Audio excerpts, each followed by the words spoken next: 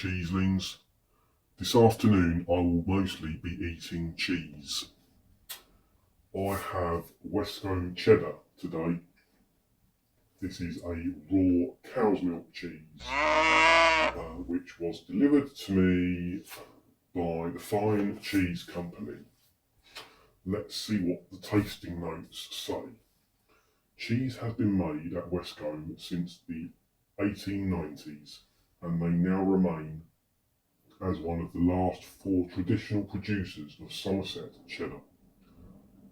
The Carver family farm 2 farms with 400 cows and make raw milk cheddar daily using methods passed down over many generations.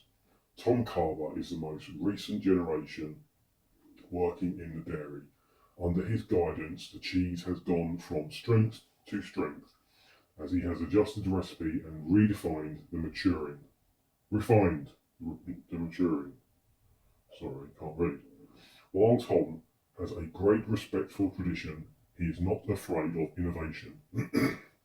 He has recently made the huge investment in a vast cellar built into the clay Somerset Hills and cooled by local spring water, and is the proud owner of the UK's first cheese brushing and turning robot, affectionately known as Tina the Turner. Yeah, very good. Okay, well that was more about Tom than it was about cheese. But this is a cheddar based on traditional recipes. So let's have a look at the cheese. It's quite a hard cheddar, very hard cheddar. As we can see here, it is quite, I mean, I wouldn't really call it crumbly, but a lot of pieces have crumbled off while I was cutting it and in the packet as well, which has kind of led to a little bit of surface bluing, and some of the blue has got into some cracks as well. It's mechanical really, rather than anything else. It's not supposed to be part of the cheese, but I suspect it is kind of a result of the structure of the cheese itself. It's quite interestingly mottled. Don't know if you can see that up close, that slice there. It's quite interestingly mottled, sort of a yellowy, splotchy white paste, I guess. I don't know if that's intentional or not. The rind is very thin, sort of vaguely yellowy pink with sort of white moulding, I guess, natural hard rind. Doesn't really smell until it's right up against your face. I can smell a bit of blue. Probably not sure that's supposed to be there. It's also mildly cave-like, earthy, which is probably a product of being left in a cave. So, as I don't know a great deal about this cheese, let's just get on and eat the damn thing. I've got a few things to eat it with. I've got some honey, I've got some ale chutney. No, I haven't. I've got some date and fig chutney. I've got some chilli relish, I've got some cranberry sauce, I've got some grapes, I've got some pickled onion, I've got some dried fig, I've got some dried apple, and I've got some membrillo, and then some leftover crackers from various bits, some water biscuits, some sweet chilli crackers, some Peter's Yard debris. The only problem with Peter's Yard biscuits is they just crumble and break everywhere, a bit fragile. And then the last couple of rye and wheat sourdough crackers, I think they are from Marks and Spencer's.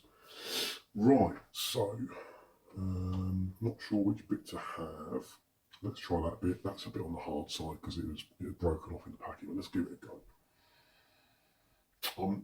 I think I said it before, I'm not a huge fan of cheddar, simply because I think it's got quite a dull taste, but a good cheddar is well worth the money.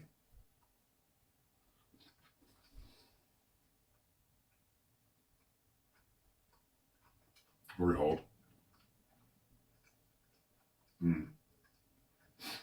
Try a different bit because that bit is not really probably representative of the rest of the cheese.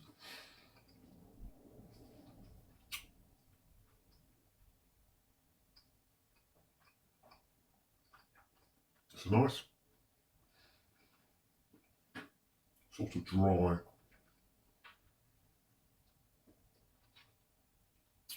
texture, bite, I suppose, in your mouth. I'm getting an awful lot of sort of floury, bluey mould flavour. I hope that doesn't last throughout the rest of the cheese. It's spoiling it a little bit. It's quite a mild flavour.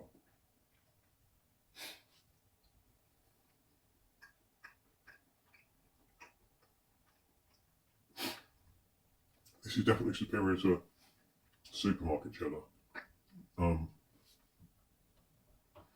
It's very dry, but a good dry. It's almost like powdery when you bite it. Extremely mild in flavour, but it has got you can tell it's a cheddar.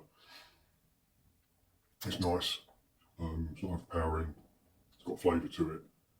You kind of want to eat more just to see what it's like.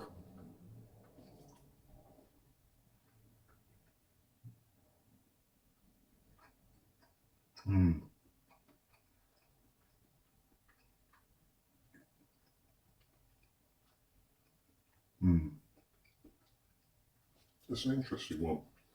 Quite tasty in a weird sort of way. So let's put a bit on some crackers there. A bit on there. A bit on there. Oops. I'm going to have a bit on there. And let's try dipping a little bit in honey first. See what that's like.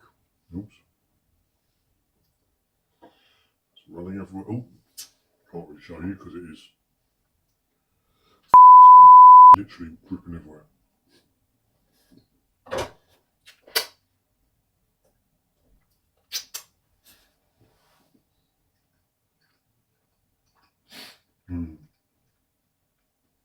That's nice.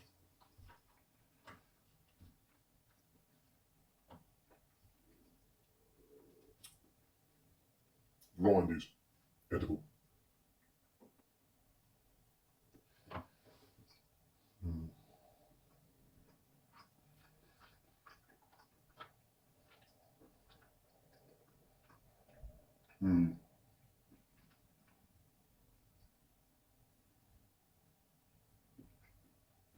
Yeah, that's nice. I kind of don't think you need anything with this. Let's try a bit with. No, that's already got chilli on it. Let's try a bit with date and fig chutney. And this is really perfect sandwich cheddar. So try a bit on a sweet chilli cracker with some date and fig chutney.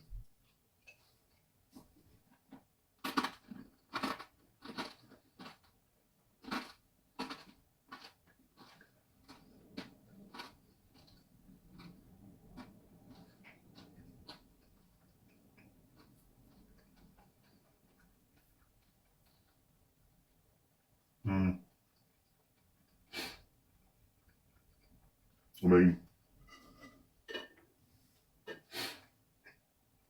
I could tell there was a cheddar on there. Sort of. Let's try that on a water biscuit, see if it makes any difference. In fact, let's try it on one of these. Bloody hell. Rye wheat crackers. There you go, a little rye wheat.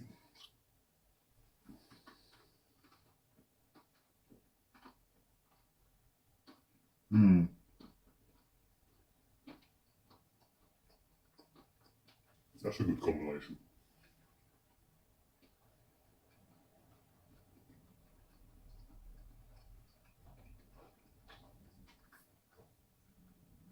Alright.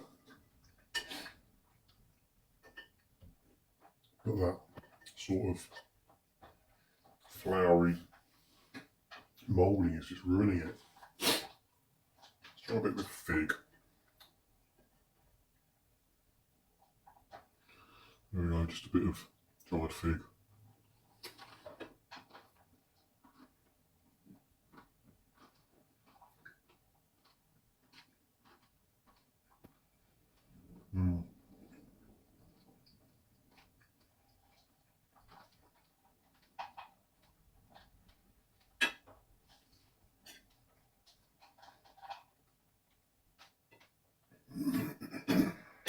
That was nice.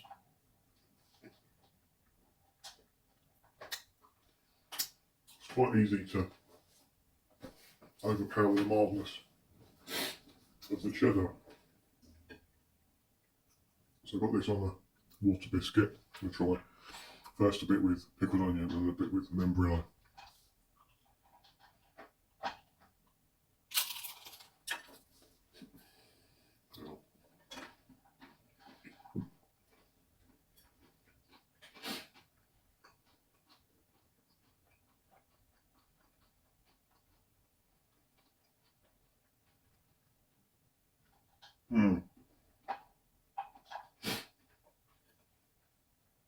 That was good.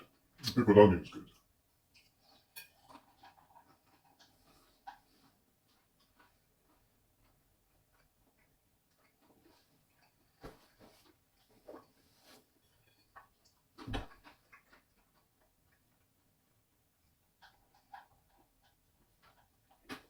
Yeah, membrillo. It just doesn't. I'm getting the floury sort of blue moulding again. It is ruining it. So this, Tesco chili relish. Bit of a kick to this one on a Peter's Yard sourdough.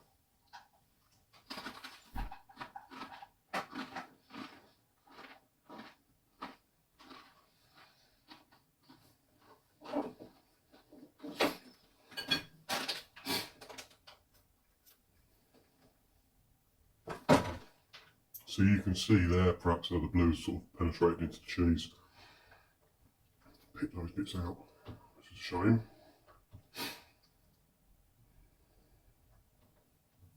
Put those that end where I won't eat them.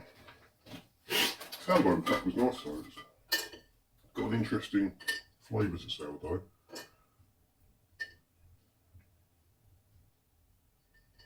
So this is really hard. When the bits break off, they're sort of just hard. I'm not sure what to make of the chili relish actually. It sort of hid the cheese a little bit. Let's go back to this Dane fig chutney. Fig seems to work quite well.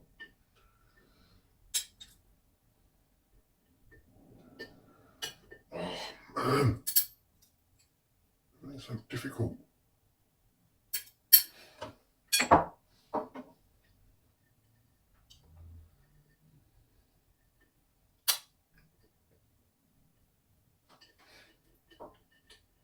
Right, so these next two are the same. So this is Peter's sourdough with date and fig.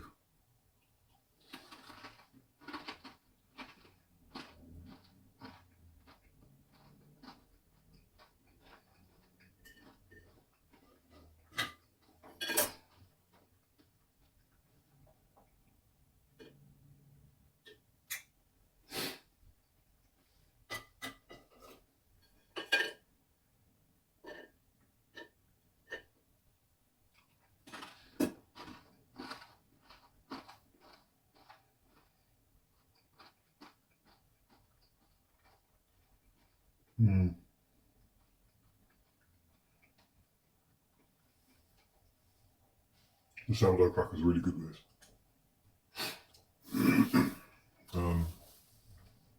Just one more then. Don't want the video to go on for too long. Back to the pickled onion. In fact, let's try this with half and half on the rye and wheat with pickled onion and dry fig.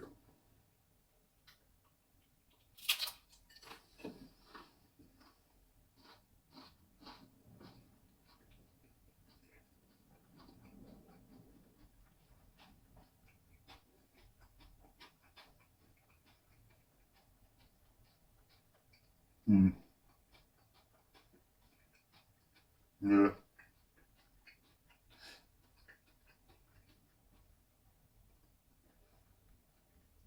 I mean, I love pickled onion, but this needs like a sweet pickly flavour. So last one then, dried fig.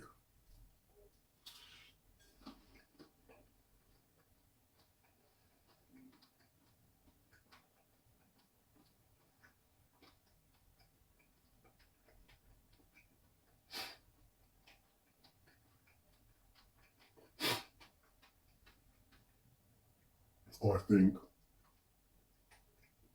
the biscuit is fine, but you need a chutney. You need something a little bit sweet, a little bit pickly.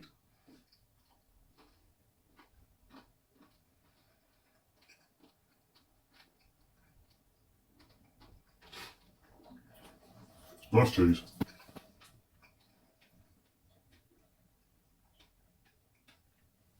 Very good with peach sourdough. Yeah, you need something a little bit sweet, a little bit pickly. Nothing too strong, otherwise you lose the cheddar flavour. I'm a little bit disappointed with this cheese. I don't know if it's my fault, or if it's their fault, or if it's just accidental on behalf of the cheese. It's just been corrupted a little bit by unwanted blue mould, which has ruined the flavour a little bit. But it is a nice cheddar. It's very mild.